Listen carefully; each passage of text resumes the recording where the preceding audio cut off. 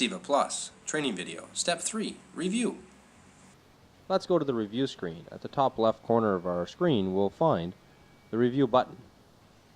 Simply left click on the button and we'll now proceed to the review. The review screen is made up of various areas. We have first our video player on the left hand side. We have our game events that we've marked in the record mark screen. We have our sorted events playlist, which are events that will sort into our sorted events playlist section so that we can create custom movies and create playlists. Located right below the video player, we have various tabs. And above the game events section, to the right, we have our game video location, our build details, and our web upload. We'll go through that information a little later. First, let's look at simply reviewing the game events that we've marked. If we left click on the events, we'll automatically see the event play in the video player, and only the segment of time that we actually programmed when we marked the event. We can right click on the event and bring up a different menu that allows us to do custom edits. We can edit any of the information by right clicking on any given event. We can change the start time, the end time, the event, add sub events, create even notes. This will make it easier to find information later. And everything is automatically saved.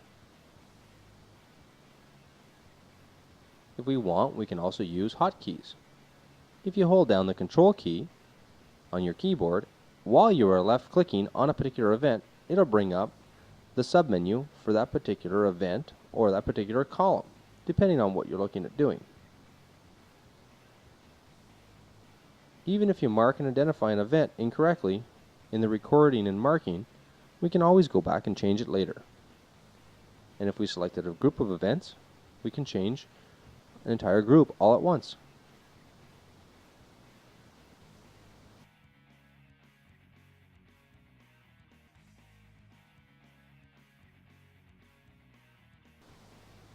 By left clicking, we see the actual event.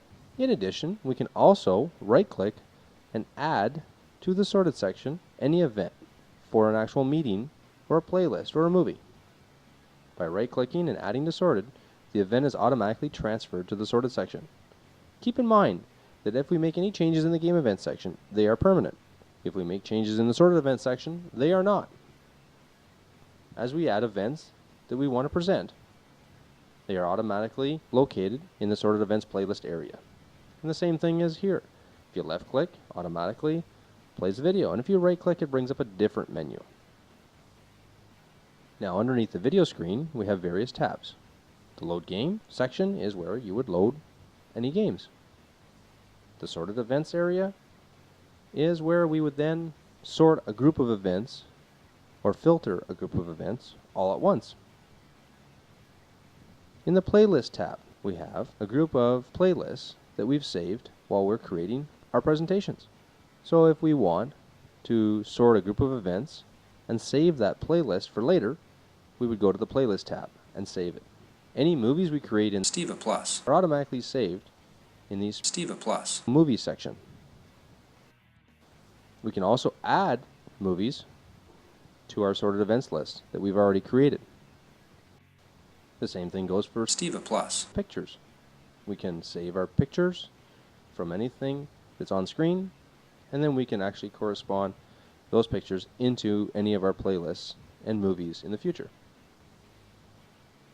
And our downloads tab is where you will locate all of the things that you've downloaded from the internet, and more specifically from the STEVA Plus video network. We'll talk about that a little later. Now to the right of the screen, in the sorted events playlist area, right below you will find various buttons. The Play All button will automatically play every event in the list from 0 to the end in full screen mode. And the Clear Sorted List button is exactly that. It will clear the list. In our next training video, step 4, we will talk about exporting the video